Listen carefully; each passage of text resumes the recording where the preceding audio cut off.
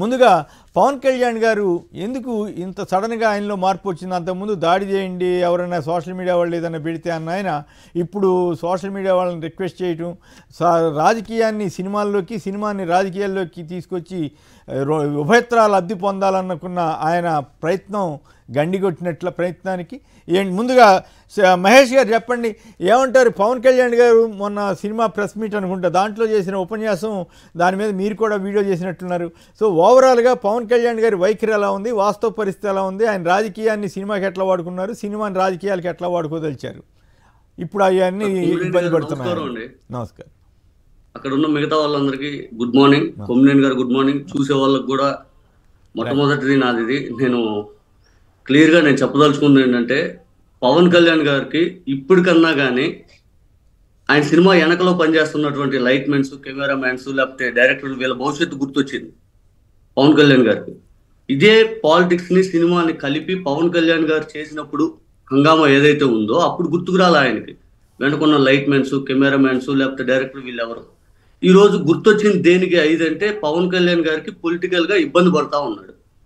దేనికి ఇబ్బంది అంటే, పవన్ కళ్యాణ్ గారు సినిమా క్రేజ్ తగ్గితే పూర్తిగా పొలిటికల్గా ఇబ్బంది పడతాడు, పొలిటికల్ క్రేజ్ తగ్గిద్దని ఆయన ఆలోచిస్తున్నాడు. ఇది నేను చెప్పట్లా, స్వయంగా నాదెండ్ల మనోహర్ గారు మొన్న హరిహర వీరమల్లు సినిమా ప్రమోషన్ కార్యక్రమాలు అనాలా, లేకపోతే టెలికాన్ఫరెన్స్, మంత్రుల హోదాలో ప్రజాప్రతినిధులుగా ప్రజలకు సేవ చేయకుండా టికెట్లు అమ్మే ప్రక్రియ, ఆ సినిమా ప్రమోషన్ కార్యక్రమాల్లో టెలికాన్ఫరెన్స్లో నాదెండ్ల మనోహర్ గారు చెప్పారు, ఇక్కడ సినిమా క్రేజ్ తగ్గితే పవన్ కళ్యాణ్ గారికి ఇబ్బంది, మన వాళ్ళందరూ వెళ్ళి సినిమా చూసేయండి, అవసరమైతే ఇంటింటి టికెట్లు పంపిణీ చేసి అందరిని పంపించేసేయండి అని చెప్పి టెలికాన్ఫరెన్స్ మంత్రి హోదాలో ఆయన పెట్టాడు. ఇప్పుడు ఈ సినిమా క్రేజ్ తగ్గేలేకి పవన్ కళ్యాణ్ గారికి పాలిటిక్స్ వేరు, సినిమా వేరు అని కనిపిస్తూ ఉంది. అందులో భాగంగా బాయ్కాట్ చేయొద్దు, లేకపోతే సోషల్ మీడియా యూట్యూబర్స్ కానీ, లేకపోతే నెగిటివ్ రివ్యూస్ రాసేవాళ్ళు కానీ, లేకపోతే ఇంకొకరు కానీ. సార్, కొమ్మినేని గారు సినిమా బాగుంటే ఫస్ట్ ఆఫ్ ఆల్ ఎవ్వరూ ఏమీ చేయలేరు. కరెక్ట్. పవన్ కళ్యాణ్ గారికి బాయ్కాట్ పుష్ప అన్న రోజు పవన్ కళ్యాణ్ గారు బయటకు వచ్చి బాయ్కాట్ చేయొద్దని చెప్పాల. కాంతారా బాయ్కాట్ అన్నప్పుడు ఎందుకు చెప్పారు అంటే, పవన్ కళ్యాణ్ గారికి ఆయనకు అవసరమైనప్పుడు ఆయన వివిధ విధానాలు మార్చుకునే విధానంలో ఇది కూడా ఒకటి. పైగా పవన్ కళ్యాణ్ గారు గతంలో పొలిటికల్గా మాట్లాడుతూ సినిమాలు కలిపినప్పుడు సన్నాసుల్లారా, నా కొడకల్లారా అని అసలు పదాలు మీరు వాడొద్దు దయచేసి, విత్డ్రా చేసుకోండి. ఆయన వాడితే వాడుండొచ్చు కానీ మీరు వాడమా. సారీ సార్, కానీ ఆయన మాట్లాడిందని నేను ఇక్కడ గుర్తు చేస్తున్నాను.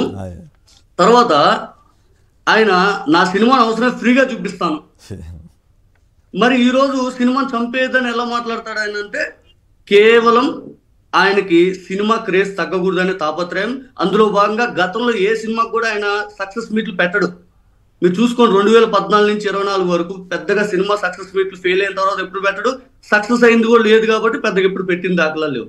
కానీ ఇప్పుడు సక్సెస్ మీట్లు గుర్తెందుకు వస్తున్నాయి అంటే, పవన్ కళ్యాణ్ గారికి సినిమా క్రేజ్ కోసం, సినిమా క్రేజ్ అంటే పొలిటికల్గా మనం ముందుకెళ్ళొచ్చని ఆయన కేవలం ఆ ఆలోచనతోనే పనిచేస్తా ఉన్నాడు ఇప్పుడు కూడా. ఇక రివ్యూవర్స్ అంటారా, అది ఎప్పటి నుంచో రాసేది. ఫ్యాన్ వార్స్ అంటారా, బాలకృష్ణ గారికి, చిరంజీవి గారి సినిమాలకి మొట్టమొదటి ఎప్పటి నుంచో ఫ్యాన్ వార్స్ నడుస్తూ ఉన్నాయి, ఇప్పుడేం కొత్తగా వచ్చినాయి కాదు కదా.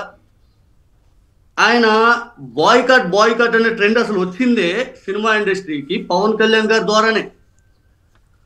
పవన్ కళ్యాణ్ గారు నా సినిమాని మీరు చూడకపోతే ఏమవుద్ది అనే స్టేజ్ నుంచి ఈ రోజు నా సినిమాని అందరు చూడాలనే స్టేజ్ మార్పు ఎందుకు వచ్చిందంటే, కేవలం పవన్ కళ్యాణ్ గారు కోరుకుంటుంది ఏంటంటే, తన ద్వారా తన మెగా కాంపౌండ్ లో సినిమా భవిష్యత్తు, వాళ్ళందరి భవిష్యత్తు కూడా నీరు గారిపోతుందని ఆయన భయపడతా ఉన్నాడు.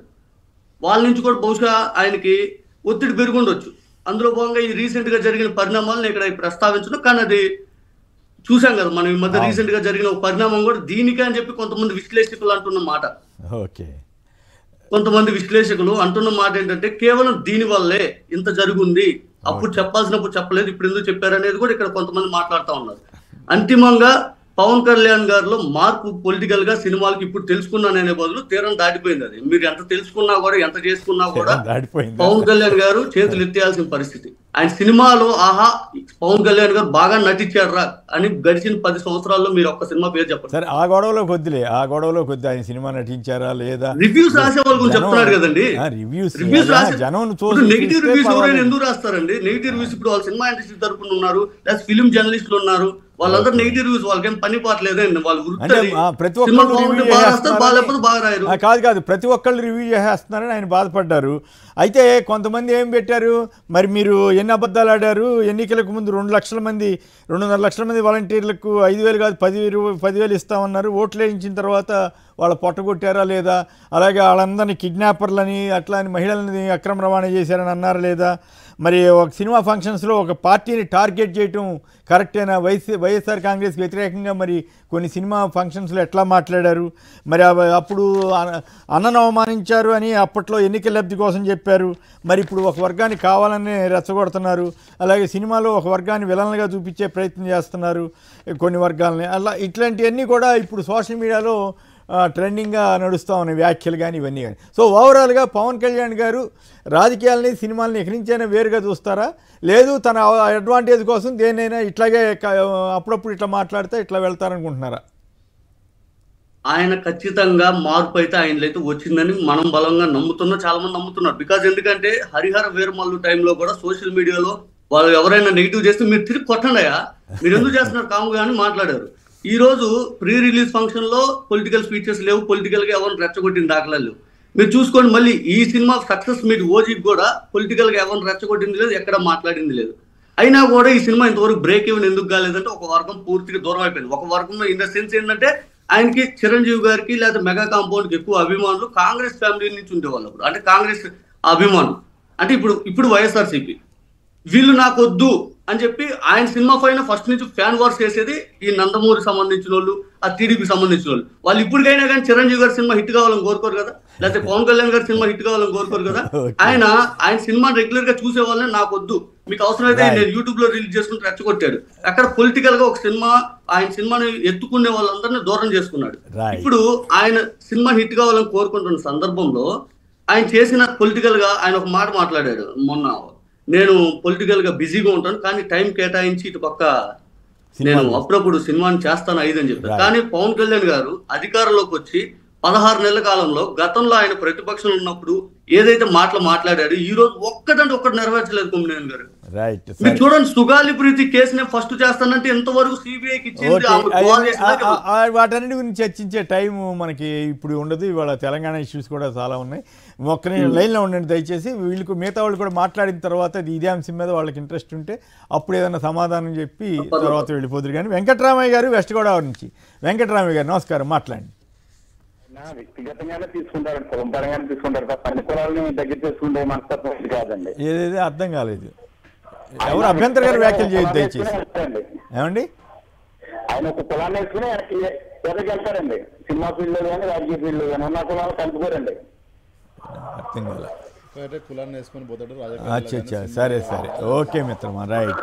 కాదుగా ఇప్పుడు మొన్నటిదాకా సోషల్ మీడియా మీద అవసరమైతే దాడి చేయండి, అది ఇది సోషల్ మీడియాని కంట్రోల్ చేయాలన్న ఆయన ఇప్పుడు సోషల్ మీడియా వాళ్ళని రిక్వెస్ట్ చేస్తున్నారు కదా. మంచిదే, ఈ పరిణామం మంచిదే, నేను కాదన్ను. కానీ ఆయనలో అవసరం కోసం మార్పు వచ్చిందా లేకపోతే నిజమైన మార్పు అనేది ఇప్పుడు చర్చ. రైట్, మీరేమంటారు? మీరు కూడా తెలుగు సినిమాలకు సంబంధించిన వ్యక్తి కాబట్టి పవన్ కళ్యాణ్ గారు, మీకు దీని మీద మీ కామెంట్ ఏమంటే చెప్పండి. ముందుగా మీకు, అదేవిధంగా ప్యానలిస్టులకు, అదేవిధంగా సాక్షి ప్రేక్షకులకు శుభోదయం. అంటే మొదలు కాస్త మనం బ్రాడ్గా ఆలోచిస్తే పవన్ కళ్యాణ్ గారు అవకాశవాద రాజకీయాలుగా ఉంటుండనేది మనకు స్పష్టంగా అర్థమవుతుంది. ఎందుకంటే ఆయన రాజకీయాలలో వచ్చినప్పటి నుంచి, పీఆర్పీ పెట్టినప్పటి నుంచి మొదలుకుంటే ఈ రోజు వరకు, అంటే సినిమా వేరు, సినిమాను ఒక ఎంటర్ప్రైనర్గా చూడాలి తప్ప పాలిటిక్స్లో కాదు. పాలిటిక్స్ అంటే జీవితాలు, కొన్ని కోట్ల మంది జీవితాలను బాగు చేయడం కోసం వచ్చే నాయకుడే రాజకీయ నాయకుడు. అంతేగాని ఎంటర్టైన్మెంట్ను జీవితాలతో ముడిపెట్టకూడదు. ఒకటి. రెండోది, ఈ పవన్ కళ్యాణ్ గారు వచ్చిన మొదటి నుంచి, అంటే మొదలు వచ్చినప్పుడు ఆయన ప్రజల్లోకి రాజకీయాల్లోకి వచ్చినప్పుడు ఏమైనా చేగువీర అని ఒక సింబల్ పెట్టుకొని వచ్చాడు ఆయన, చేగువీర. ఈరోజు చేగువీర నుంచి సనాతన ధర్మం మోడీ దగ్గరికి వచ్చి మోకరిల్లు కూర్చున్నాడు. అంటే ఆయన ఐడియాలజికల్ లైన్, ఎవరిదైనా ఒక ఐడియాలజికల్ లైన్ ఉంటుంది ఎవరికైనా కూడా. పాలిటిక్స్లో వచ్చే వాళ్ళకు వ్యక్తిగతంగా ఏమైనా ఉండొచ్చు, అది వేరే విషయం. కానీ పాలిటిక్స్లో వచ్చే ఏ వ్యక్తికైనా ఒక ఐడియాలజికల్ లైన్ ఉంటుంది. ఆ ఐడియాలజికల్ లైన్ మీద పోతుండే. ఇప్పుడు పోరెడ్డి కిషన్ రెడ్డి అన్నకు ఒక లైన్ ఉంటుంది, నాకు లైన్ ఉంటుంది, మీకు లైన్ ఉంటుంది. సో అది ఎక్కడ కూడా కనిపించదు. రెండో విషయం, ఈరోజు సినిమాలు ఎందుకు చేయాల్సి వస్తుంది అంటే ఆయన ఏ ఉద్యమంలో, ఏ ప్రజా ఉద్యమంలో లేదా ఏ రాజకీయ ఉద్యమంలో ఎక్కడ లేడు కాబట్టి నిర్మాణం లేదు పార్టీకి. ఆయన పార్టీకి నిర్మాణం లేదు. మరి నిర్మాణం ఎక్కడి నుంచి రావాలి? నిర్మాణం ఉంటేనే కదా నీకు అవతల పార్టీతో బార్గెనింగ్ జరిగేది, నిర్మాణం ఉంటేనే కదా రేపు ఓట్లు వచ్చేది, నిర్మాణం ఉంటేనే కదా ప్రజల సమస్యలు తెలిసేది. కాబట్టి ఆయన సినిమానే నిర్మాణం అనుకుంటుండే ఇక్కడ, సినిమా పార్టీ అంతే కదా. అందుగురించే సినిమాను చూడండి అంటుండు, సినిమాలు చెయ్యాలంటుండు. సినిమాలు చేస్తేనే ఆయన క్రేజీ, ఆ క్రేజీతోనే 4 ఓట్లు, ఆ 4 ఓట్లతోనే ఇతర పార్టీలతో బార్గింగ్ అనేది ఆయనకు స్పష్టంగా అర్థమవుతుంది. లేకపోతే ఒక డిప్యూటీ సీఎం స్థాయిలో ఉన్న వ్యక్తికి చాలా సమస్యలు ఉంటాయి, ఆ రాష్ట్రంలో ఎన్నో సమస్యలు ఉంటాయి. ఒక వ్యక్తి బయట విన్నాము, నాకు కూలీ లేదు అంటుండు, నాకు పని ఇవ్వండి అంటుండు. పని ఇవ్వండి అనడానికి పని ఇవ్వడం కోసం పనిచేయాలి కదా 24 గంటలు రాష్ట్ర ఉప ముఖ్యమంత్రి. అది చేయకుండా సినిమాలు తీసే అవకాశం ఎక్కడుంది నీకు, ఎక్కడ టైం ఉంది అంటే నీకు స్పష్టంగా గతంలో తెలంగాణ ఉద్యమంలో కూడా గుడ్డలు ఇసి కొడతాము, బట్టలు ఇప్పి కొడతాము అంటే నేనేమంటా ఎవరి వ్యక్తిత్వ అభిప్రాయాన్ని మనం గౌరవించాలి, దాంతో ఒప్పుకోవాలి, ఒప్పుకుంటూనే మన ఆర్గ్యుమెంట్ని బిల్డ్ చేయాలి. కానీ ఎప్పుడు కూడా పవన్ కళ్యాణ్ నేపథ్యం ఈ 20 ఏళ్ళలో చూస్తే మనం పిఆర్పి పెట్టిన 2009 కాంచి ఇప్పటి వరకు చూస్తే ఎక్కడ కూడా ఒక పొలిటికల్ కన్సిస్టెంట్ కనిపించదు, ఒక నిర్మాత్మకమైన లైన్ కనిపించదు. ఏ రాజకీయ సోషల్ మీడియాని అంటే ఆయన సినిమాల దగ్గరికి వచ్చేసరికి సోషల్ మీడియాని బతిమలాడుకున్నట్లుగా మాట్లాడే తీరు కొంచెం అందరినీ ఆసక్తిగా. అదేగా సార్, నీకు పార్టీ నిర్మాణం ఉండాలి కదా, పార్టీ నిర్మాణం ఉంటే కదా నీకు ప్రజలలో ఇష్యూస్ వచ్చేది. ఆ ఇష్యూస్ వస్తేనే కదా నువ్వు పోరాటం చేసి ప్రజల వైపు నుంచి మాట్లాడి రేపు 4 ఓట్లు పడేది. అందుగురించే ఇప్పుడు ఆయన మనోహర్ రావు కూడా ఏమంటుండు, సినిమాలు చూడండి అంటుండు. సినిమాలు చూసే బలమే ఆయన బలం, అర్థం చేసుకోండి. అంటే ఇష్యూ ప్రధానంగా ఏంటంటే సోషల్ మీడియా మీద గతంలో ఆయన ఒక సందర్భంలో ఒక వేరే మీటింగ్లో ఇదే ఇట్లా సినిమా మీటింగ్లోనే ఎవరన్నా నెగిటివ్గా మాట్లాడితే దాడి చేయండి, లేకపోతే వాళ్ళ సంగతి చూడండి, వాళ్ళకి వ్యతిరేకంగా మీరు ప్రచారం చేయండి ఇట్లా చెప్పారు. ఇప్పుడు సోషల్ మీడియా వాళ్ళని రిక్వెస్ట్ చేస్తున్నారు, ఆయా ఫ్యాన్ వార్ వద్దని, ఆయా సినీ నటుల మధ్య ఫ్యాన్ వార్ వద్దని ఇప్పుడు అంటున్నారు. అప్పుడే అని ఉండొచ్చు కదా అనేది ఇందాక అదే సార్ నేను అనేది. ఆయన బలం ఏంది, సినిమా నడవాలి కదా. ఇప్పుడు ఓజీ నడవాలంటే సోషల్ మీడియా వాళ్ళను అటాక్ చేస్తే వాళ్ళు ఊరుకోరు కదా.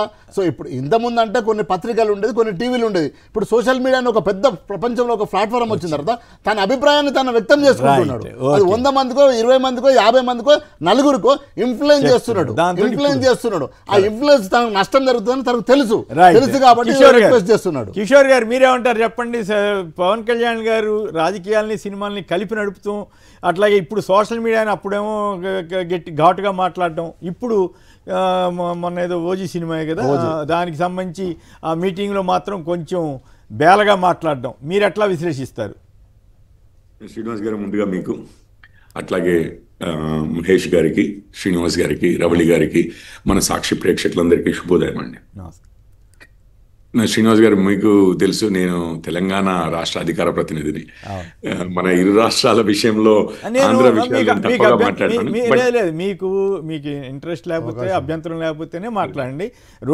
తెలుగు సినిమా 2 రాష్ట్రాలకు సంబంధించింది కాబట్టి మీకు ఇబ్బంది లేకపోతేనే మాట్లాడండి దయచేసి. అదే నేను 2 విషయాలు ప్రముఖంగా కనిపించాయి. ఒకటి ఏంటంటే వీరు రాజకీయాలు దాని తర్వాత మూవీస్ మిక్స్ చేస్తున్నారని. కాకపోతే మన విషయం మీకు తెలిసిందే, ఎస్పెషల్లీ దక్షిణ భారతదేశంలో మీరు కింద చూసిన జయలలిత గారే కానీ, లేకపోతే ఈవెన్ కరుణానిధి గారే కానీ, ఎంజి రామచంద్రన్ గారే కానీ, వీరంతా సినిమా ఇండస్ట్రీ నుంచి వచ్చిన వారు. రజనీకాంత్ గారి ఇన్ఫ్లుయెన్సే కానీ, కమల్ హాసన్ గారు ఈరోజు ఉన్నా కానీ, జోసెఫ్ విజయ్ అని చెప్పి ఇప్పుడు కొత్తగా తను వచ్చారు. వీరంతా కూడా సినిమా ఇండస్ట్రీ నుంచి సినిమా అండ్ పాలిటిక్స్ అనేది మనకు దగ్గర బాగా ఎన్టీఆర్ గారే కానివ్వండి, అంతకుముందు చాలామంది మన దగ్గర నుంచి కూడా హీరోలుగా చేసిన వారు, హీరోయిన్లుగా చేసిన వారు. ఇప్పుడు జయసుధ గారు ఉన్నారు, అంతకుముందు జయప్రద గారు ఉన్నారు, నార్త్ ఇండియాలో వెళ్ళి కూడా రాజకీయాలు చేసిన వారు ఉన్నారు.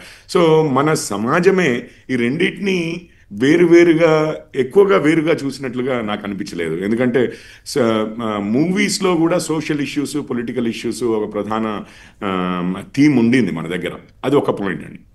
రెండోది ఏంటంటే ఎవరు ఎప్పుడు చెప్పినా కానీ నేను అనుకోవడం అయితే ప్రొఫెషనల్ లైఫ్కిను సోషల్ మీడియా ఉంది చూసారా. ఇప్పుడు ఫ్యాన్ వార్స్ అని అంటున్నారు. ఫ్యాన్ వార్స్ అనేది నేనైతే ఆహ్వానిస్తున్నాను. వారు చెప్పేది ఏ సమయంలో అన్నారు, మీరు దాని మీద అంతకుముందు ఎందుకు అనలేదు, ఇప్పుడు ఎందుకు అంటున్నారు, ఇట్లాంటివన్నీ మనం మాట్లాడొచ్చు. కానీ బట్ ఆ ఫ్యాన్ వార్సే కానివ్వండి, లేదా ఈవెన్ సోషల్ మీడియాలో పొలిటికల్ వార్స్ కూడా ఒక్కొక్కరిని పర్సనల్గా ద్వేషించుకోవడము, ఇట్లాంటి వాటికి అందరము విక్టిమ్సే. అందరము విక్టిమ్సే. ఎందుకంటే ఇంట్లో వాళ్ళని లాగడమే కానీ ఇట్లాంటివన్నీ చాలా వరకు జరుగుతూనే ఉన్నాయి.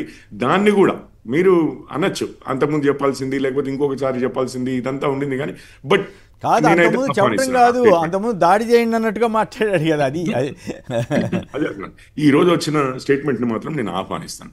ఇంకొకటి ఏంటంటే, ఇది శ్రీనివాస్ గారు ఒక ఇంపార్టెంట్ పాయింటే లేవనెత్తారు.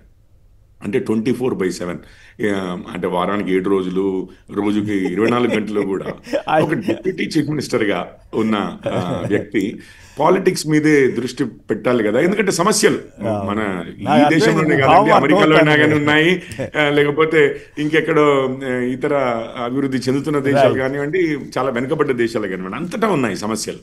మన దేశంలో కూడా ఉన్నాయి, మన రాష్ట్రాల్లో కూడా ఉన్నాయి.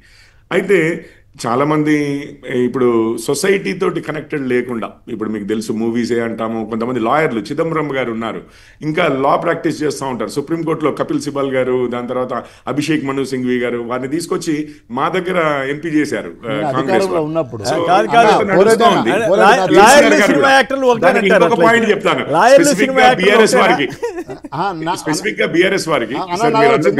చిన్న సప్లిమెంటరీ ప్రశ్న అన్న, నేను అన్నది ఏంటంటే, ప్రజల చేత ఎన్నుకోబడి ఈరోజు రాష్ట్ర ఉప ముఖ్యమంత్రిగా ఉన్న వ్యక్తి అంత లీజర్ టైం ఎట్లా దొరుకుతుంది అనేది నా ప్రశ్న. సార్ ఈ విషయంలో ఫ్యాన్ వార్స్ గురించి ఇప్పుడు అన్నారు పవన్ కళ్యాణ్ గారు అని. నిజంగా బీఆర్ఎస్ వారు సమయము, పరిపాలన మీద ఏది మంత్రులే కానీ, ముఖ్యమంత్రులే కానీ వెచ్చించాలి, లేకపోతే శాసనసభా పక్ష నేతలే కానీ ఆపోజిషన్ నుంచి వారు వెచ్చించాలి అంటే మాకు కొంచెము అది మింగుడు తెలంగాణలో. ఎందుకంటే కేసీఆర్ గారు ఎప్పుడు సెక్రటేరియట్ కి వచ్చిన వారు కాదు, అసెంబ్లీకి వచ్చిన వారు కాదు. అద్భుతంగా పరిపాలించడం కాబట్టి 2 సార్లు అధికారం వచ్చినాము. బీఆర్ఎస్ నుంచి ఆ కామెంట్ వచ్చేసరికి కొంచెం నాకు రైట్. కాకపోతే మీరు లాయర్ని సినిమా యాక్టర్ని ఒకటి చేయడం కూడా అంత సముచితం కాదేమో. ఒకటి మీరు చెప్పిన ఎంజీఆర్ కానీ జయలలిత గారు కానీ ఒకసారి సినిమాల నుంచి బయటకు వచ్చిన తర్వాత మళ్ళీ సినిమాల్లోకి వెళ్ళినట్లుగా నాకు గుర్తులేదు. ఎన్టీ రామారావు గారు 1-2 సినిమాలు చేశారు తప్పితే, చేసి ఆయన దెబ్బతిన్నాడు కూడా. అపోజిషన్లో ఉన్నప్పుడు మాత్రమే, అపోజిషన్లో ఉన్నప్పుడు మేజర్ చంద్రకాంత్ తోటి సక్సెస్ అయింది. కానీ ముఖ్యమంత్రి హోదాలో ఉండి సినిమాలు తీసినప్పుడు ఆయన ఫెయిల్ అయ్యాడు. ఆ సినిమాలు కూడా ఫెయిల్ అయినాయి. అవన్నీ కూడా చాలా తీవ్రమైన విమర్శలకు గురయ్యాయి. ఆ సంగతి కూడా మీరు గుర్తుంచుకోవాలి. ఎందుకంటే పవన్ కళ్యాణ్ గారు మీకు ఎంత మిత్రుడైనా కూడా ఆయన ఏం చేసినా సమర్థించే పరిస్థితి అవసరం లేదు. రైట్. రౌళి గారితో కూడా ఒకటే లైన్ మీరు ఏమంటున్నారు అంటే, ప్రజలు విఘ్నులు అంటున్నారు. సో అది ప్రజలకు వదిలేస్తే గ్యారెంటీగా అందరము అన్ని ఏది కోరుకుంటున్నారు వారు అనేది ప్రజలు తప్పనిసరిగా చెప్తారండి. సో ఈ ప్రజాస్వామ్యంలో ప్రజల తీర్పే ఇక వారే మిత్రుని కాపాడుకోవడానికి చాలా ప్రయత్నం. ఆయన వాదన ఆయన చెప్తారు, తప్పే ఉంది. కానీ ఇప్పుడు ఒక్క నిమిషం రౌళి గారిని కూడా మాట్లాడండి. రౌళి గారు మీరేమంటారు? సినిమాలు, రాజకీయం, అలాగే సోషల్ మీడియా మీద అప్పుడేమో వీరు చూపట్టడం, ఇప్పుడేమో బతిలాడుకున్నట్టు మాట్లాడటం, ఈ రెండింటిని మీరు ఎట్లా కంపేర్ చేస్తారు? గుడ్ మార్నింగ్ అండి. మీకు ప్యానెల్లో ఉన్న వాళ్ళకు, సాక్షి టీవీ ప్రేక్షకులందరికీ నమస్తే. ఈ రోజు అంటే వ్యాలిడ్ పాయింట్. ఎందుకంటే సినిమాలు వేరు, రాజకీయం వేరు. రాజకీయంలో ఉన్నప్పుడు లక్షలాది కోట్లాది మంది ప్రజల జీవితాలను మార్చే ప్రక్రియలో భాగంగా రాజకీయం అనేది ఒక అంకిత భావంతో చేయాల్సిన పని. అదే సినిమాలు అనేది ఒక ప్రొఫెషన్ పెట్టుకొని అది వాళ్ళ టైమును వీలుని బట్టి చేసుకునే అది. కానీ సినిమా రంగాన్ని అడ్డు పెట్టుకొని రాజకీయ రంగంలో ఎదుగుదాం అనుకోవడం పొరపాటు. ఈరోజు ప్రతి ఒక్కరి భావాలను వ్యక్తపరిచే హక్కు అనేది ఈరోజు మనకు పత్రికా స్వేచ్ఛ ఉంది, మీడియా స్వేచ్ఛ ఉంది, అలాగే సోషల్ మీడియా స్వేచ్ఛ కూడా ఉంది. కానీ ఈ రోజు ఎవరైతే మాట్లాడుతున్నారో అదే హీరోకు సంబంధించిన వాళ్ళు కానీ, ప్యానెల్లో ఉన్న కొంతమంది మాట్లాడుతున్న వాళ్ళు కానీ, అదే వాట్సాప్ యూనివర్సిటీ, ఫేక్ యూనివర్సిటీని పెట్టుకొని అబద్ధాలను నిజాలుగా నమ్మించి చేసే ప్రక్రియ వాళ్ళు మాట్లాడితే వాళ్ళకి తప్పు లేదు. ఎదుటి వాళ్ళు మాత్రం వ్యక్తీకరిస్తే అది తప్పు అనే రీతిలో ఎంత మూకుమ్మడి దాడి చేస్తారో ఒక్కసారి కొమ్మినేని గారు. నేను బీజేపీ పార్టీ వాళ్ళు కానీ, మిగతా జనసేన పార్టీ నాయకులు కానీ, మిగతా పార్టీ నాయకులు కానీ నిజాలు మాట్లాడితే జీర్ణించుకోలేని పరిస్థితిలో ఉండి మహిళలను కూడా ఎంత కించపరుస్తూ అసభ్యకరంగా మెసేజ్లు పెట్టడం. ఆ రోజు గాంధీజీ నుండి మొదలుకుంటే ఇందిరాగాంధీ విషయంలో కానీ, సోనియా గాంధీ గారి విషయంలో కానీ, ప్రతి ఒక్కరి విషయంలో అతి నీచమైన కామెంట్స్ పెడితే వాళ్ళ మీద కట్టడి ఉండదు. వాళ్ళ మీద యాక్షన్ ఉండదు. కేవలం నేను చూసిన ఒక వినోదాత్మకమైన సినిమా నాకు నచ్చింది లేదు అని చెప్పుకునే రైట్ అనేది లేకపోవడం అనేది చాలా దుర్మార్గమైన ప్రక్రియ అంటున్నా. ఈరోజు ఏదైతే మహిళల జీవితాలను చిత్రం చేసే ఆ సోషల్ మీడియాను ప్రభావితం చేసే సోషల్ మీడియాను కట్టడి చేయండి, దాని మీద కట్టడి చేస్తూ ఉండండి తప్ప నేను సినిమా గురించి కానీ ఒక సీరియల్ గురించి కానీ ఒక ఫలానా హీరో గురించి కానీ నా వ్యక్తిగత భావాన్ని వ్యక్తీకరిస్తే దాన్ని తప్పు పట్టే రైట్ అనేది ఎవరికి లేదు. పవన్ కళ్యాణ్ గారి వ్యాఖ్యలతో మీరు ఏకీభవించరు అంటే పవన్ కళ్యాణ్ గారి వ్యాఖ్యలతో మీరు ఏకీభవించరు, ముందుగానే రివ్యూ చేసేస్తున్నారు, సోషల్ మీడియాలో వస్తున్నాయని ఆయన చాలా బాధపడ్డాడు కదా. ఇష్టం, నాకు నచ్చింది నచ్చకపోవడం అనేది నా ఇష్టం. అదే పవన్ కళ్యాణ్ గారు ఫలానా పార్టీ గురించి ఫలానా తెలంగాణ గురించి ఫలానా ఏదైనా ఆయన ఇష్టానుసారంగా మాట్లాడచ్చు, ఆయన నోట్ల నుండి వస్తే వేదం అవుతుంది, మీ సోషల్ మీడియా వాళ్ళు మాట్లాడితే మాత్రం తప్పవుతుంది. అది తప్ప ఒప్ప అనేది ఇప్పుడు నేను ఒకటి చెప్తున్నా, కేంద్రం సెంట్రల్ గా ఈరోజు సోషల్ మీడియాలో ఏ తప్పులు పెట్టినా గానీ ఎవరిని వక్రీకరించే విధంగా వ్యాఖ్యలు పెట్టినా గానీ యాక్షన్ తీసుకునే విధంగా ఒక చట్టం తేవాలి. దానిలో ముందు వరుసలో కేసులు నమోదయ్యేది మాత్రం బీజేపీ నాయకుల మీద 99% ఉంటాయి. ఈ రోజు మీరు చూసారు కదా, కొమ్మినేని గారు సోషల్ మీడియాలో సోనియా గాంధీ గారి గురించి, గాంధీ కుటుంబం గురించి, ఆఖరికి నిన్న గాంధీ జయంతి విషయంలో కూడా ఎంత అసభ్యకరమైన వార్తలు పెడతారు. వాళ్ళు పెడితే మాత్రం సత్యం, ఎదుటోళ్ళు పెడితే మాత్రం తప్పు. మోడీ గారు గాంధీ జయంతికి ఓకే, మళ్ళీ మీరు ఎక్కడికో తీసుకెళ్తున్నారులే కానీ ఫైనల్గా చెప్పండి. ఫైనల్గా మీరు ఆ ప్రస్తావనలన్నీ తెచ్చారు కాబట్టి మరి మీరు అసెంబ్లీలో ముఖ్యమంత్రి గారే ప్రకటించారు no benefit shows, no hike టికెట్ల రేట్లు, కానీ పవన్ కళ్యాణ్ గారి దగ్గరికి వచ్చేసరికి ఎందుకు జారిపోయారు? ఏంటి రహస్యం ఏంటి? చంద్రబాబు గారి ఎఫెక్టా? చంద్రబాబు గారు ఏమో నెహ్రూ గారిని కూడా ఫ్యూడలైజ్ అని అన్నా కూడా మీకు ఏమి చాలా బాగానే ఉన్నట్టు అనిపిస్తుందా? గురువు గారు కదా, ఎవరు ఎఫెక్ట్ లేదండి, మాకు ఎవరు ఎఫెక్ట్ లేదు. చంద్రబాబు నాయుడు పవన్ కళ్యాణ్ వాళ్ళు అనేది పక్క రాష్ట్రానికి సంబంధించిన ఇక్కడికి వచ్చేసరికి కాదుగా రేవంత్ రెడ్డి గారు తన సీఎం హోదాలో ఉన్న ప్రతిష్టని పరపతిని అన్నిటినీ పడంగా పెట్టి మరి ఆయన మాటను ఆయనే ఉల్లంఘించుకున్నాడు కదా అనేది జనరల్ గా వచ్చే ప్రశ్న. అంటే పక్క రాష్ట్రపు నేతలతోటి అధికారంలో ఉన్న నేతలతో సఖ్యతగా ఉండడం అనేది దాని గురించి మాట్లాడలేదు. సఖ్యతగా ఉండండి, కలిసే ఉండండి, అసలు బీజేపీకి మీరు మద్దతు ఇవ్వండి, మాకేం అభ్యంతరం లేదు. ఎన్డీఏకే ఏపీ వరకు వచ్చేసరికి ఎన్డీఏకే మద్దతు ఇవ్వండి, నాకేం అభ్యంతరం లేదు, మీ ఇష్టం, మీ పార్టీ మీ ఇష్టం. నా ప్రశ్నల్లో అసెంబ్లీలో 800 రూపాయలు అసలు ఎవరికి సినిమాకి అదనంగా ఇవ్వము అని చెప్పిన రేవంత్ రెడ్డి గారు తన ప్రతిష్టని పణంగా పెట్టి మరి ఎందుకు పవన్ కళ్యాణ్ గారి సినిమాలకు పెంచారు అన్నది నా ప్రశ్న. ఇక్కడ ఆపడం ఏంటి, ఇక్కడ పెంచడం ఏంటి? నేనేమంటున్నా అంటే ఆయన డిక్లేర్ చేసే వరకే ఈ సినిమా అనేది దానిలో రావచ్చు, ఆ పరిధిలోకి రావచ్చు. మిమ్మల్ని ఇబ్బంది పెట్టండి, వదిలేసేయండి. ఓజీకి పుష్పకు టోకు చాలా తేడా కదా. మిమ్మల్ని ఇబ్బంది పెట్టండి, వదిలేసేయండి. ఒక్క నిమిషం అండి, ఒకటే సెకండ్. కిషోర్ గారు చెప్పండి. పవన్ కళ్యాణ్ గారు సూచించినట్లుగా కేవలం ప్రేక్షకులే ఫ్యాన్ వార్స్ కాకుండా, అంటే ఫ్యాన్సే ఫ్యాన్ వార్స్ కాకుండా ఈవెన్ ముఖ్యమంత్రులు కూడా ఫ్యాన్ వార్స్ చేయకూడదు అని చెప్పి మనందరికీ అర్థమవుతుందండి. మంచి పాయింట్ చెప్పారు. ఫైనల్ గా మహేష్, ఈ ఓవరాల్ గా ఈ డిబేట్ అంతటి మీద ఫైనల్ గా మీ కామెంట్ చెప్తే వేరే అంశంలోకి వెళ్దాం. మహేష్, నా కామెంట్ ఏంటంటే పవన్ కళ్యాణ్ గారు ఎన్ని రోజులు మాట్లాడిన దానికి ఇప్పుడు వచ్చి మార్పు వచ్చిన దానికి ఫైనల్ గా అభినందించాల్సిందే. కానీ అది ఆయన ఇలాగే ఉంచుకుంటాడా అంటే ఇలాగే అది నిలకడ మీద ఉంటాడు. ఎందుకంటే బికాస్ ఆయన రోజుకు మాట మార్చే వ్యక్తి. ఈ ఓజీ అయిపోగానే ఇంకోటి ఏదైనా వచ్చింది అనుకోండి, ఇంకా దాంతో మళ్ళీ ఇంకా రెచ్చిపోతాడు. దాంతో ఇంకా అలాగే ఉంటాడా లేదని తెలియాలి. కానీ ఫ్యాన్ వార్స్ అవన్నీ మాట్లాడతారు, అవి గతం నుంచి ఉన్నాయి. కానీ ఇండైరెక్ట్ గా ఆయన పొలిటికల్ గా బాయ్కాట్ చేయొద్దు అనేది మాత్రం మెసేజ్ అయితే ఇవ్వదలుచుకున్నాడు. ఈ ఫ్యాన్ వార్స్ అనండి, రివ్యూస్ అనండి, ఎప్పటి నుంచో ఉన్నాయి. వాళ్ళు సోషల్ మీడియా వాళ్ళు అగ్రెసివ్ గా మన మీద దాడి చేయాలి అన్నట్టుగా మాట్లాడతాడు. ఎవరైతే నెగిటివ్ చేసేవాళ్ళు ఆయన అంటే ఆయన మీద బాయ్కాట్ అది ఇదని మాట్లాడారు. కానీ ఇది నిలకడ మీద ఉంచుకుంటాడో లేదని మాత్రం చూడాలి. ఈ ఒక్క సినిమాకి ఆయన మారాడు అని మాత్రం మనం అనుకోలేము.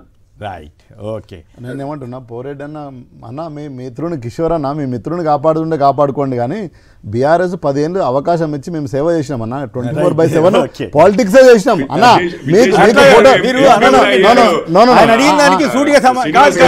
ఎగ్జాక్ట్లీ కిషోర్ గారు అడిగిన దాంట్లో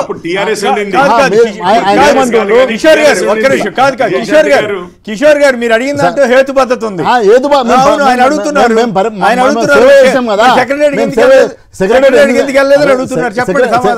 పరిపాలన జరిగిందా లేదా, సెక్రటరీ వచ్చిందా, ప్రగతి భవన్ వేరే అంటే సొంతమా, ప్రగతి భవన్ సొంతమా అండి, ప్రగతి భవన్ సొంతమా సార్, ప్రగతి భవన్ అంటే పరిపాలన కాదా అది, ఒక నిమిషం చెప్పండి.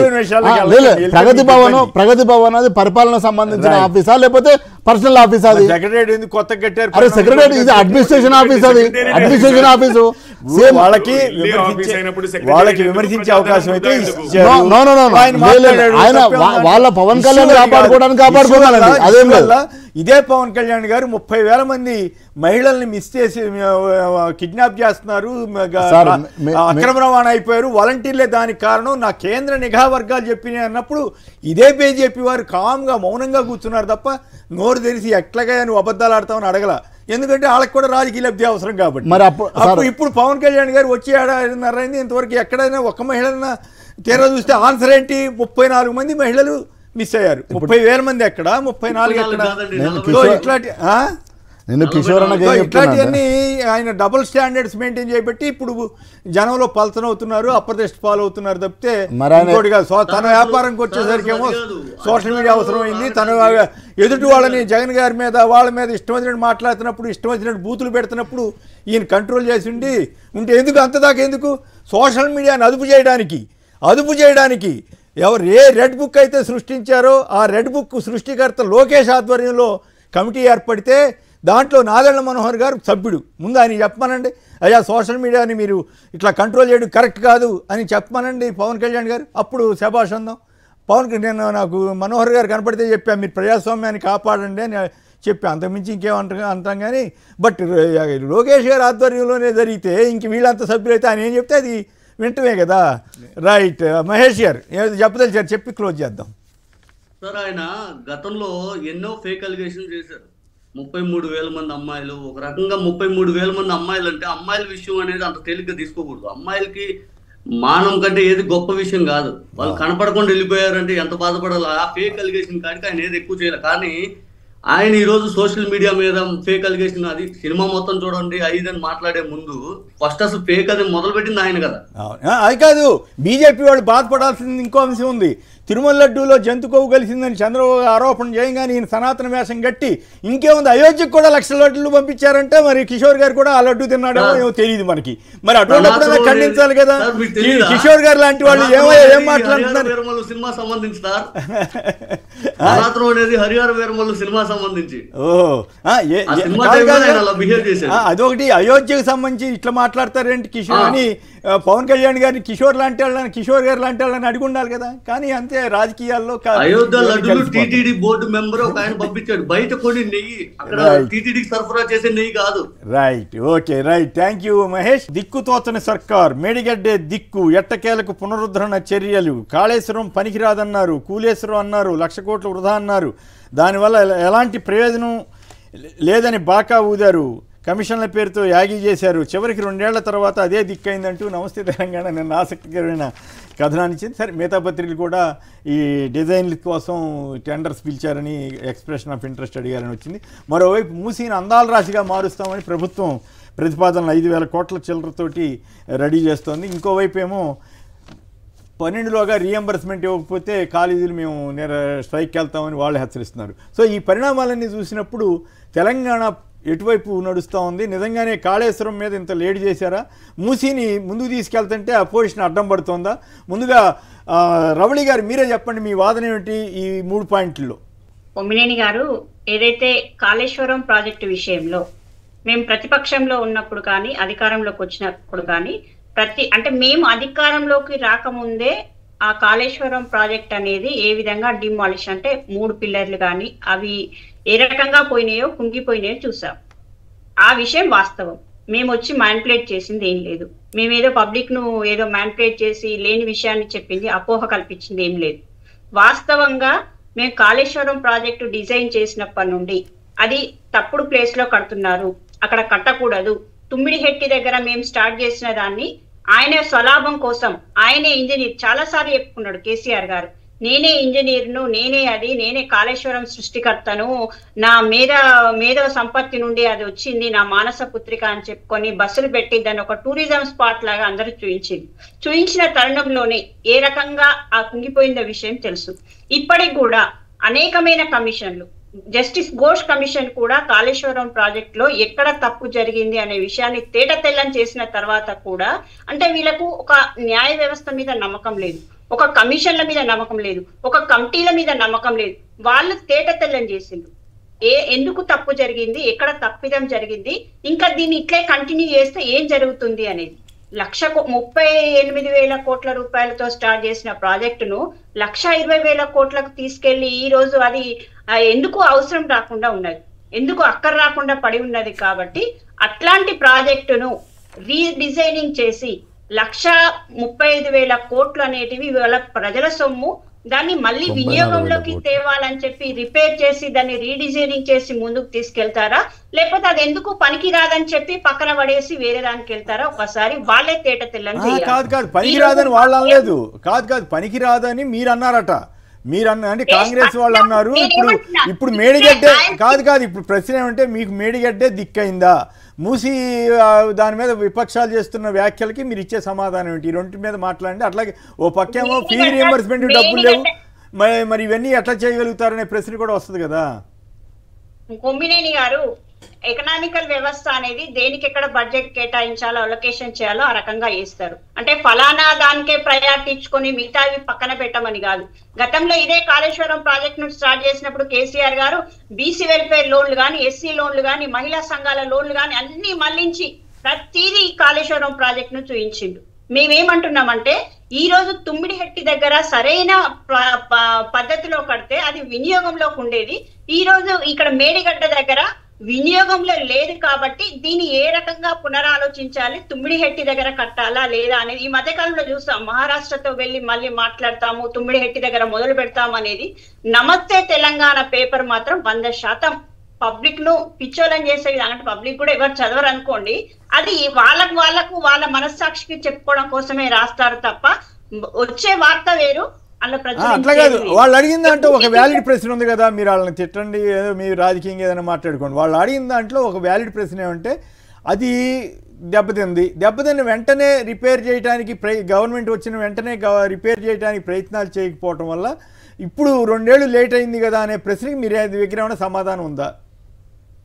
లేట్ కావడం వల్ల ఎక్కడ కూడా ఏమంటారు ప్యాడీ ప్రొక్యూషన్ అనేది ఆగిపోయి ఈ రోజు ప్రొక్యూర్మెంట్ అనేది పెరిగిపోయింది. గత ప్రభుత్వానికి ఈ ప్రభుత్వాన్ని చూస్తే పాడి ప్రొక్యూర్మెంట్ అనేది పెరిగిపోయింది, వరి ధాన్యం సేకరణ అనేది ప్రజలకు అసలు వీళ్ళు కాళేశ్వరం ప్రాజెక్టు తోటి ఎన్ని ఎకరాలకు నీరు అందించారో ఫస్ట్ వాళ్ళ అవగాహనతో చెప్పమని చెప్పండి. ఒక్క నిమిషం కిషోర్ గారు మీరేమంటారు? ఓ పక్కేమో మూసి ఆధునీకరణ చేస్తున్నాం బ్రహ్మాండంగా, మంచి ఆలోచనే, మీరంతా ఎందుకు దాన్ని వెల్కమ్ చేయట్లేదో, చేస్తున్నారో లేదో అది ఒకటి. 2 మేడిగడ్డ లేట్ చేశారా లేదా ఈ కాళేశ్వరం ప్రాజెక్టు సంబంధించి? కొమరేని గారు 2 విషయాలు. మీరు మూసి అన్నారు, మూసీకి ముఖ్యమంత్రి గారు ఎంత అన్నారు? 1,50,000 కోట్లు అన్నారు. ఇప్పుడు సగం మూసి మొదటి లెవెల్లోనే దాదాపు 5,600కే చేసేస్తామా అని అంటున్నారు. ఇంతలోపల దానికి ముందు ఒక డిపిఆర్ చేపించడానికి ఒక ప్రైవేట్ కంపెనీకి ఆర్డర్ ఇచ్చాము అన్నారు, అది సంవత్సరం పడుతుంది అన్నారు. మరి ఆ డిపిఆర్ వచ్చిందా, వచ్చి 10,000కే అయిపోద్దని చెప్పిందా, లేకపోతే ఈరోజు మళ్ళీ ఇంకో కొత్త విషయం మాట్లాడుతున్నారా? ఇట్లాంటివన్నీ ప్రశ్నలు ముఖ్యమంత్రి గారు ఏం మాట్లాడతారు, ఏ విషయం మీద ఏం మాట్లాడతారు, ఎప్పుడు ఏం మాట్లాడతారు, ఏం చేస్తారు అనేది మనకి ఇది ఆ హైడ్రా విషయమే ఉంది. చెరువులన్నీ కాపాడుతామన్నారు. ఆ సలకం చెరువు గురించి మాట్లాడితే, లేకపోతే ఇక్కడ దుర్గమ్మ చెరువు గురించి మాట్లాడితే అక్కడ ఎంక్రోచ్మెంట్స్ జరిగిన వాటి గురించి మాట్లాడితే సైలెంట్ అయిపోయారు.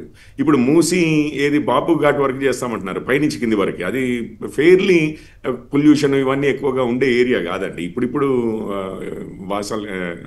ఆవాసాలు కూడా వస్తున్నాయి. సో ఆ ప్రాంతంలో కూడా మీకు హైడ్రా యాక్టివ్గా లేకుండింది. మా నార్సింగి లేకపోతే ఈ కోకాపేట ఈ ఏరియాల్లో హైడ్రా యాక్టివ్గా లేకుండింది ఏమాత్రము. ఇప్పుడు అడ్డంకులు 50 మీటర్లు అటు ఇటు రెండు వైపులా కూడా బఫర్ జోన్స్ అన్నారు. వెల్కమబుల్ ఇదే అది 50 మీటర్లు అంటే 150 ఫీట్లు 150 ఫీట్లు. కానీ అంతటా ఒకసారి అట్లీస్ట్ ఏరియల్ సర్వే చేసి డ్రోన్ల ద్వారా ఒక రోజులో అయిపోద్దండి. ఏరియల్ సర్వే చేసి నిజంగానే ఆ వీడియోస్ ఇచ్చేసి ఎక్కడెక్కడ ఇది ఒక పాలసీ లాగా మాట్లాడితే చాలా బాగుంటుంది. ఒక్క విషయం, ఇప్పుడు మూసీ గురించి పెద్దగా నేను మాట్లాడలేను. ఆ యాక్షన్ చూసేంత వరకు మనం ఏం మాట్లాడలేము. ఎందుకంటే 1,50,000 కోట్ల నుంచి అది 10,000 కోట్లకి ఎట్లా వచ్చిందో ముందు ముఖ్యమంత్రి గారు చెప్తే కానీ కొంచెం బాగుంటుంది. రెండో విషయం అండి, ఇప్పుడు కాళేశ్వరం అన్నారు. కాళేశ్వరం విషయము మనకు ఎన్నికల ముందు 2023లో అక్టోబర్ నెలలో అనుకుంటాను కృంగిపోవడము, పిల్లర్లు కృంగిపోవడము. దాని తర్వాత నేషనల్ డ్యామ్ సేఫ్టీ అథారిటీ రావడము. డ్యామ్ సేఫ్టీ అథారిటీ ఆ డిజైన్ల లోపం ఉంది, ఇంప్లిమెంటేషన్ అన్ని రకాల లోపాలు ఉన్నాయి మెయింటెనెన్స్ దగ్గర నుంచి వరకు అన్నారు. ఈ 3 బ్యారేజీలు కూడా కృంగిపోవడం కేవలం ఇది ఒక బ్యారేజ్లో జరిగిన మేడిగడ్డలో జరిగిన పైనున్న 2 బ్యారేజీలు కూడా సుండిల్లా అన్నారు. ఇవన్నీ కూడా వీటిలలో కూడా అదే డిజైన్ ఉంది. అవే కింద అంటే నీళ్ళలో ఉన్న పరిస్థితులు అట్లాగే ఉన్నాయి. కాబట్టి మూడింటిని కూడా మళ్ళీ ఒకసారి ప్రక్షాళన చేసుకోవాల్సిన అవసరం ఉంది అని చెప్పింది. ఆ స్టాండ్ మీదే మేము ఉన్నాము. ఈరోజు ఏదో 2 సంవత్సరాలు తీసుకున్నారని చెప్పి మీరు అన్నది విషయం మీద రవలి గారు, శ్రీనివాస్ గారు మాట్లాడారు. అయితే నేననేది ఏంటంటే ఎన్డీఎస్ఏ రిపోర్ట్ ఆ రోజు ఏం చెప్పిందో ఈ రోజు ఇంప్లిమెంట్ చేస్తున్నారండి. నాకు అర్థమైంది. అయితే ఎందుకంటే ఆ ఈఓఎస్ ఎక్స్ప్రెషన్ ఆఫ్ ఇంట్రెస్ట్ అనేది అడ్వర్టైజ్మెంట్ ఇచ్చారు. దాంట్లో కూడా ప్రభుత్వం వారు చెప్తున్నదే ఇది. ఎన్డీఎస్ఏ రిపోర్ట్ ఏదైతే చెప్పిందో దానికి కొత్త డిజైన్లు కావాలి, రీహాబిలిటేషన్ డిజైన్స్ కావాలి. ఆ ఎన్డీఎస్ఏ రిపోర్ట్స్ ప్రకారము మేము ముందుకెళ్తున్నాము అంటున్నారు. దానికి 22 నెలలు పట్టింది అనేది ఇక్కడ పాయింట్. మరి అది ముందే డిజైన్ల ఇది చేయకపోవడం ఏంటి, రీడిజైన్కి పూనుకోకపోవడం ఏంటి అనేది ప్రశ్న. అయితే కాంగ్రెస్ వారిది కూడా గొప్పగా ఏం లేదండి. బీఆర్ఎస్ వారిది అంత 1,00,000 కోట్లు దాదాపు ఖర్చు పెట్టిన ప్రాజెక్టు కుంగిపోయింది. ఎట్లాగైతే ఎస్ఎల్బీసీ టన్నల్ చూడండి మీరు, ఇప్పటివరకు కూడా నిజంగానే ఇక మీకు తెలిసిన విషయమే. ఇప్పటికీ కూడా పూర్తిగా రిజల్యూషన్ అది జరిగిన విషయం లేదు. ఈవెన్ లాస్ట్ అక్కడ చనిపోయిన వారిని కూడా పూర్తిగా వారి దేహాలు బయటికి తీసుకొచ్చిన పరిస్థితి లేదు. అది సుంకిశాల రీటైనింగ్ వాల్ చూడండి. ఇరిగేషన్ ప్రాజెక్టులో మరి ఏమవుతుందో తెలంగాణ వచ్చినప్పటి నుంచి చూస్తున్నామండి. ఇటు బీఆర్ఎస్ వారు అధికారంలో ఉన్నా, అటు కాంగ్రెస్ వారు అధికారంలో ఉన్నా, మరి ఇవన్నీ పెద్ద పెద్ద కాంట్రాక్ట్లు అవుతున్నాయి. కొంచెం అన్యాయంగా ఉంది. బీజేపీ పాలిత రాష్ట్రాల్లో వంతెనలు కూలిపోయి 145 మంది చనిపోయారు. అట్లాగే మధ్యప్రదేశ్లో ఒకసారి తొక్కిసలాట జరిగి వంతెన దగ్గర అనుకుంటా అక్కడ కూడా గొడవ. సో ఇట్లాంటి కొన్ని ప్రమాదాలు జరుగుతుంటాయి. ఇక్కడ నా పాయింట్ అవసరం లేని విషయాలు. నా పాయింట్ ఎలా 2 ఏళ్ళు జాప్యం జరిగిందా, కరెక్ట్ గానే ప్రభుత్వం ఉందా అన్నది నా ప్రశ్న. సంక్షిప్తంగా మాట్లాడితే శ్రీనివాస్ గారు కూడా సమాధానం మాట్లాడారు. ఒకటే విషయం అండి, మీరు మెన్షన్ చేశారు గుజరాత్ లో జరిగింది, మధ్యప్రదేశ్ లో జరిగింది, బీహార్ లో జరిగాయి, బీహార్ లో కూడా జరిగాయి. నేనే చెప్తున్నాను అవన్నీ ఖండించదగ్గ విషయాలే. అవన్నిట్లలో కూడా గ్యారంటీగా దండనీయమే. ఎవరైనా ఆఫీసర్లే కానివ్వండి, గవర్నమెంట్లే కానివ్వండి, ప్రభుత్వాలే కానివ్వండి, అక్కడ ఉన్న ఆపోజిషన్ కూడా వాటన్నిటిని రేజ్ చేసింది. ఇప్పుడు దాంట్లో అవుట్ రైట్ గా వచ్చి ఇది తప్పు కాదు అనడానికి ఇదే మాటని నేను ఇప్పుడు కాంగ్రెస్ వారిని విషయంలో, కాళేశ్వరం విషయంలో ఒప్పుకోమని చెప్పి అంటున్నాను. Right, I appreciate you. ఎందుకంటే మీరు అక్కడ చేసినా తప్పేనని చెప్పడం అది ఒక పద్ధతిగా మాట్లాడినందుకు ఉన్న వాస్తవమే. శ్రీనివాస్ గారు మీరు చెప్పండి, లేట్ ఏముంది మీరు చేసిన నిర్వాహకం ఇదంతా అని కాంగ్రెస్ వారి గారు. కాళేశ్వరం ప్రాజెక్టు అంటే ఫస్ట్ అర్థం చేసుకోవాల్సింది ఒక మేడిగడ్డ కాదు. 3 బ్యారేజీలు, 15 రిజర్వేయర్లు, 19 సబ్స్టేషన్లు, 21 పంప్ హౌజులు, 203 కిలోమీటర్ల సొరంగాలు, 1530 కిలోమీటర్ల గ్రావిటీ కెనాల్, 98 కిలోమీటర్ల ప్రెజర్ మెయిన్స్, 141 టీఎంసీల స్టోరేజ్ కెపాసిటీ, 530 మీటర్ల ఎత్తు లిఫ్టులు, 240 టీఎంసీల నీటి వినియోగం. ఇది కాళేశ్వరం ప్రాజెక్ట్ స్పష్టంగా ఓవరాల్గా. అంతేగాని మేడిగడ్డ ఒక 3,500 ఏదైతే 3,000 కోట్లు పెట్టి కట్టినా ఒక్కటే దానిగా చూడొద్దు. ఒకటి విషయం. రెండో విషయం 84,000 కోట్ల నుంచి 94,000 కోట్లు మాత్రమే పోయింది, 1,00,000 కోట్లు దాటలేదు. రెండో విషయం స్పష్టంగా ఈరోజు నేను లెక్కలతో చెప్తాను సార్, ఐఎమ్ వెల్ ప్రిపేర్డ్. నేనేమంటున్నా 2014 కంటే ముందు ఈ రాష్ట్రంలో తెలంగాణ రాష్ట్రంలో 64 లక్షల మెట్రిక్ టన్నుల వరిధాన్యం ఉత్పత్తి. ఈరోజు తెలంగాణ వచ్చిన తర్వాత నీళ్లు కాళేశ్వరం కట్టుకున్న తర్వాత ఈరోజు 3 కోట్ల మెట్రిక్ టన్నుల వరి ధాన్యం ఉత్పత్తి. ఈరోజు ఒకటి చెప్తున్నా, సింపుల్గా అడుగుతున్నా సార్ రవలి గారిను, నిన్న కాక మొన్న పోయి మల్లన్న సాగరు నీళ్లను టెండర్ వేసి హైదరాబాద్ పట్టుకొస్తారు. ఎట్లా పట్టుకొస్తుంది సార్? గంధమాల పోయి అన్నారు కదా, అదే సార్ నేను ఆడుకొస్తున్నా. ఇక్కడ ఎల్లంపల్లికి ఎట్లా వస్తాయి సార్ నీళ్లు? ఎల్లంపల్లి స్టోరేజ్ ఎంత సార్? 21 టీఎంసీలు. 21 టీఎంసీలో 3 టీఎంసీలు డెడ్ స్టోరేజ్, అంటే మిగతా ఎంత 19 టీఎంసీలు. 19 టీఎంసీలలో అక్కడ 6 టీఎంసీలు అక్కడ దాని ఆయకట్టుకి ఇవ్వాలి, 1.5 టీఎంసీ ఎన్టీపీసీకి ఇవ్వాలి, అక్కడ తాగునీరు పోవాలి. అన్నీ పోతే నీకు ఉండేది ఎంత? 4-5 టీఎంసీలు. మరి ఇక్కడ 12 టీఎంసీలు ఎట్లా పట్టుకోతావు సార్? గంధమల్ల ప్రాజెక్టు ఓపెన్ చేసిండు, ఎట్లా ఓపెన్ చేసింది సార్? నిన్నగాక మొన్న కొండపోచమ్మకి వెళ్ళి కొండ సురేఖ గారు కొబ్బరికాయ కొట్టిర్రు. ఎక్కడి సార్ కొండపోచమ్మ నీళ్ళు? మేడిగడ్డ నుంచి వచ్చినాయి కదా సార్, అన్నారం సుందీలనే కదా సార్. నేనేమంటున్నా 3 ప్రాబ్లం అయినాయి, అవి పర్యభాషినాయి. నువ్వు 2.5 సంవత్సరాలు ఏం చేసినావు? ఎందుకు చేయలేదు అంటే ఓన్లీ కాళేశ్వరం కూలిపోయిందని 4 ఓట్లు సంపాదించుకున్నారు. మీరు 6 గ్యారంటీలు చెప్పారు, అవి అమలు అవుతున్నాయో లేదో. రెండో విషయం, రవలి గారు పాపం తెలియదు, పాపం రవలి గారికి నేను అక్కడ బిడ్డను, సిర్పూర్ కాగజనగర్ బిడ్డను, నేను అక్కడ తుమ్మిడి ఎట్టి కాడ ఉన్న బిడ్డను. తుమ్మిడి ఎట్టి 2 గ్రామాలు కలిసిన చోటనే తుమ్మిడి ఎట్టి. అక్కడ మహారాష్ట్ర ప్రభుత్వం, అప్పుడు కాంగ్రెస్ ప్రభుత్వం ఉంది మహారాష్ట్రలో, ఇక్కడ కాంగ్రెస్ ప్రభుత్వం ఉంది, ఒప్పుకోలేదు, కట్టలేదు సార్. తర్వాత రెండో విషయం ఏంటి సార్? అది వచ్చే తొవ్వల మేడంకు తెలియదు, రేపు పోయి పాదయాత్ర చేయండి మీరు. నేను ఎందుకంటున్నా ఆడ మొత్తము ఓపెన్ కాస్ట్ మైండ్ సార్. అక్కడ మొత్తం సింగరేణి సార్, మందమారి సింగరేణి, బెల్లంపల్లి సింగరేణి, మంచిర్యాల సింగరేణి, శ్రీరాంపూర్ సింగరేణి, మొత్తం సింగరేణి అండర్ మైన్ సార్. ఎట్లా వస్తాయి సార్ నీళ్లు? ఎట్లా వస్తాయి? అందు గురించే కదా ఇక్కడ నీటి లభ్యత ఉందని కేంద్ర ప్రభుత్వం ఇచ్చిన పర్మిషన్ల ఆధారంగా ఇప్పుడు సరే కొంత లేట్ అయితే ఉండొచ్చు, ఇప్పుడు స్వాగతించాలి కదా. నేనేమంటున్నా, మేము వెల్కమ్ చేస్తాం, చెయ్యాలి, అది ఎప్పుడో చేయాలి. 3 పిల్లర్లు పర్రబాసింది దానికి. ఇప్పుడు మీరు మొత్తం ఆగం చేసి అడివడి చేసి 4 ఓట్లు తెచ్చుకుంటారు. ఒక్క నిమిషం సార్. ఇప్పుడు 6 గ్యారంటీలు చెప్తారు, అమలు చేయగా మీరు ఫస్ట్ క్యాబినెట్లో మేమేమన్నా చట్టం చేస్తామన్నారు. ఎవరు అడ్డం వచ్చారు సార్? 100 రోజుల్లో గంగలబోని సార్, 100 రోజులు అనేది గంగలబోని. మొదటి క్యాబినెట్లోనే ఈ 6 గ్యారంటీలను చట్టం తెస్తాం. రేపు బీఆర్ఎస్ బీజేపీ వస్తే మళ్ళా వీళ్ళు చేయకుండా ఎగ్గొడతారు, మోసం చేస్తారు, మేము చట్టం చేసిపోతే మాత్రం ఇక జీవితాంతం వస్తుందని చెప్పి 30 క్యాబినెట్లు అయినాయి సార్, 30 క్యాబినెట్లు అయినాయి. ఎవరు అడ్డం పడ్డారు సార్? ఇప్పుడు ఎందుకు క్యాబినెట్ చట్టం చేయలేదు సార్? 100 రోజులు గంగల బోని సార్, 2,500 తులం బంగారం, ఇక అవి బోని పక్కన చట్టం చేస్తే మీరు చేసేటోళ్ళు. కాబట్టి కాళేశ్వరం సార్, కాళేశ్వరం అంటే ఓన్లీ మేడిగడ్డను పట్టుకొని మీరు కాదు. ఈ రోజు మళ్ళీ హైదరాబాద్ కు నీళ్లు సోర్స్ ఏంది సార్? ఈ రోజు టెండర్ వేసిన నీళ్లు ఎట్లా వచ్చినాయి? మూసీని స్వాగతిస్తారా లేదా సార్?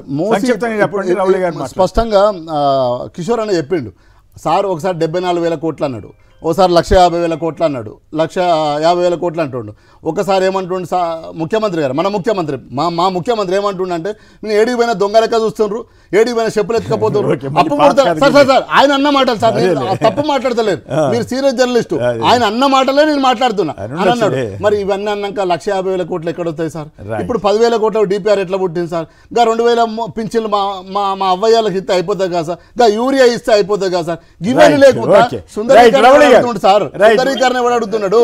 రైట్, రవళి గారు సమాధానం చెప్పండి. మూసీ గురించి కానీ కాళేశ్వరం మీద కానీ మీ మీద వచ్చిన విమర్శలకు ఏం సమాధానం చెప్తారు? కుమ్మినేని గారు, శ్రీనివాసరావు గారు అవాస్తవాలు మాట్లాడుతున్నారు. తుమ్మిడి హెట్టి అనేది అది కూడా ఒక టెక్నికల్ నిపుణుల బృందం తోటే అది అక్కడ కట్టాలని డిసైడ్ అయింది. ఈ రోజు మైన్స్ ఉన్న విషయం వాళ్ళ తెలియదా? తెలియక ముందే మహారాష్ట్ర పోయి వచ్చి ఒప్పందాలు చేసుకొని దాన్ని ఎత్తును తగ్గించుకొని వచ్చేసి ఒంటెలతోటి గుర్రాలతోటి ఊరేగింపు చేసుకొని ఏదో బ్రహ్మాండాన్ని బద్దలు కొట్టినట్టు చేసింది మీరు. మీరు గొప్పలు చెప్పుకోవడం కోసం కాళేశ్వరం ప్రాజెక్టు మీ అకౌంట్ లో 60 లక్షల నుంచి 3 కోట్ల మెట్రిక్ టన్నుల వరిధాన్యం ఎట్టొచ్చింది? 60 లక్షల కోట్ల మెట్రిక్ ధాన్యం నుంచి 3 కోట్ల మెట్రిక్ ధాన్యం ఎట్లొచ్చింది? నువ్వే కదా అంతకుముందు ఉన్నది. అవును చెప్పండి, అంతకుముందు ఉన్నది నువ్వే కదా. ప్లీజ్ ఆగండి, ఆవిడని మాట్లాడినివ్వండి. ఓకే మాట్లాడినా. మూసీ సుందరీకరణ విషయంలో సరే మా ముఖ్యమంత్రి గారు 1,00,000 కోట్లు అన్నారు, లేకపోతే 70,000 కోట్లు 1,50,000 కోట్లు అక్క. 30,000 కోట్లతో మొదలుపెట్టిన కాళేశ్వరం ప్రాజెక్ట్ లాగా 1,00,000 చిల్లర కోట్లకు పోవట్లేదు కదా. 94,000 కోట్లకి దాని ఎస్టిమేషన్ 84,000 కోట్లు మీరు ప్రిపేర్ అయ్యండి. 84,000 కోట్ల నుంచి 94,000 కోట్లకు పోయింది అంతే. ఈ రోజు కూడా కిషోర్ రెడ్డిని అడగండి మరి. ఓకే రైట్ ఓకే చెప్పండి అమ్మా చెప్పండి. ప్రిపరేషన్ ఉంది మీలాగా తక్కువ బడ్జెట్ నుంచి 1,00,000 కోట్ల దాకా తీసుకెళ్లి హైప్ ఇవ్వలే మేము. అందు గురించి ఆరుగా తులం బంగారం ఇస్తారు మా చెల్లెలకు అనేది బడ్జెట్ లో తగ్గిస్తే తప్ప వీళ్ళు నమో గంగా వేసినప్పుడు ఏమన్నా డ్రోన్లతో చిత్రీకరించింది ప్రజలకు ఏమన్నా చూపించిండ్రా? బీజేపీ వాళ్ళు చేస్తే ఒకటి, కాంగ్రెస్ వాళ్ళు చేస్తే ఒకట. ఈ రోజు డ్యామ్ సేఫ్టీ అథారిటీ ఇచ్చిన సూచనల మేరకు దానిలో తప్పిదాలు ఉన్నాయి, దాన్ని వాడుకోవద్దు అని చెప్పి వాళ్ళు పెండింగ్ లో పెట్టిన విషయం వాస్తవం కాదా? అంటే మీరు 2 సంవత్సరాలు కాలయాపన చేయడం కోసమే పెట్టినామా? దానిలో తప్పులు ఎక్కడ ఉన్నాయో సూక్ష్మ స్థాయిలో అవసరం ఉందని చెప్పి. కిషోర్ గారు ఒక మాట చెప్పండి. ఎల్ఎన్టీని గవర్నమెంట్ టేక్ ఓవర్ చేయటం మెట్రో మీరు సమర్థిస్తున్నారా? ఎట్లా కేంద్ర ప్రభుత్వం కూడా సహకరిస్తుందా? 2 ఫీజు రీయింబర్స్మెంట్ మీద కూడా మీ అభిప్రాయం సంక్షిప్తంగా చెప్పండి, టైం తక్కువ. సార్ ఇప్పుడు మనకి ఫీజు రీయింబర్స్మెంట్ చేయడానికి అంటే పిల్లల చదువులకి లేకపోతే హాస్పిటల్లకు కూడా ఇవ్వడానికి పైసలు లేవు అని చెప్పి రేవంత్ గారు చెప్తున్నారు. ఇచ్చిన హామీలు కూడా మొన్న 600 కోట్లు ఏమో ఇస్తామని చెప్పి అది కూడా ఎగ్గొడితేనే 200 కోట్ల రిలీజ్ అయింది అన్న. ఒక చిన్న కరెక్షన్ వరకు 200 కోట్ల రిలీజ్ అయింది. 200 కోట్ల రిలీజ్ అయ్యలేదు. అదే మొత్తం ఇవ్వలేదు. దాంతో గొడవగా ఉంది పరిస్థితి. అంటే ఆరోగ్యమే కానివ్వండి, ఇటు విద్యనే కానివ్వండి, ఇది పరిస్థితి అండి విద్యా వైద్యం. ఇప్పుడు ఈ సందర్భంలో 15,000 కోట్లు ఎల్ఎన్టీ అప్పులు మనం తీసుకుని రైట్ ఇప్పుడు 2,000 కోట్లు వాళ్ళ ఈక్విటీ కిందకి అంటే వాళ్ళ షేర్లకి వాల్యూ ఇచ్చి ఇప్పుడు దీన్ని 2 విధాలు ఉన్నాయండి. మన ఆర్టీసీ అంతకుముందు నష్టాల్లో నడిచేది. రేవంత్ గారు వచ్చి మహిళలకి ఫ్రీగా ఇచ్చిన తర్వాత దాన్ని లాభాల్లోకి తీసుకొచ్చారు. అదే విషయము ఎల్ఎన్టీ నుంచి తీసుకుని పూర్తి కంట్రోల్ మన చేతిలోకి వస్తుంది చేయబట్టి రేపు మహిళలకి ఫ్రీగా ఇచ్చి ఎల్ఎన్టీ ఇది మెట్రోని కూడా లాభాల్లోకి తీసుకురాగలిగితే అది తప్పనిసరిగా ఆహ్వానించదగ్గ విషయం. నేను అడిగింది మీ వ్యంగ్య వ్యాఖ్యల గురించి కాదు. నేను అడిగింది మీరు మద్దతు ఇస్తారా, కేంద్రం మద్దతు ఇస్తా యువత సహకరిస్తుందా లేదా అనేది నా ప్రశ్న. సార్ ఈ రోజు నేను ఒకటే విషయం చెప్తాను. ఈ రోజు అది ఈ ఒక్క విషయంలోనే కాదు, అసలు మెట్రోలో ఎల్ఎన్టీ ఎందుకు రావాల్సి వచ్చిందండి? ఇప్పుడు ప్రభుత్వాల దగ్గర విద్యకి వైద్యానికి పైసలు లేవు, పెండింగ్ లో ఉన్నాయి. పబ్లిక్ ఇట్లాంటివి ఇన్ఫ్రాస్ట్రక్చరల్ ప్రాజెక్ట్స్ లో ప్రైవేట్ పార్ట్నర్షిప్ తో చేయగలిగితే వాళ్ళు డబ్బు తీసుకొచ్చి పెట్టగలిగితే మనకు లాభదాయకంగా ఉంటుందని. ఇప్పుడు అదే 15,000 కోట్లు ఈ 17,000 కోట్లు తీసుకుంటే ఇటు విద్యకి వైద్యానికి హెల్ప్ అయ్యేది. చెప్పండి ఏంటి 2,000 కోట్లు ఒక ప్రైవేట్ డబ్బులు ఎక్కడ ఉన్నాయి? మెట్రోలో కూడా మహిళలకు ఇస్తారా ఇదని అడుగుతున్నారు ఆయన. ఇక్కడ లాభాల బాటలో ఉంటేనే కదా చంద్రబాబు నాయుడు ఫ్రీ ఎందుకు ఇస్తున్నాడో అడగమని చెప్పండి. ఇక్కడ నష్టాల్లో ఉందని చెప్పి తెలిసి ఆయన అక్కడ ఫ్రీ ఇస్తున్నాడా? కాబట్టి మాట్లాడేటప్పుడు ఒక శాండిటీ ఉండాలి. ఆహ్వానిస్తున్నామండి. ఆర్టీసీని లాభాల్లోకి తీసుకొచ్చారు కదా, మేము కొంచెం ఆశపడుతున్నాము మెట్రోని కూడా లాభాల్లోకి తీసుకొస్తారేమో మహిళలకు ఫ్రీగా ఇచ్చి అని చెప్పి.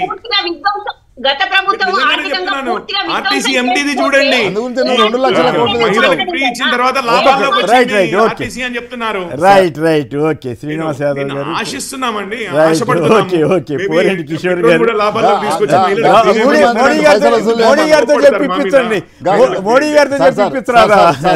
చిన్న రిక్వెస్ట్ సార్, సాక్షి ద్వారా చెప్తున్నాము 600 కోట్లు ఇస్తా అన్నాడు, 200 కోట్లు ఇచ్చింది సార్. 600 కోట్లను ఏమన్నా కనీసం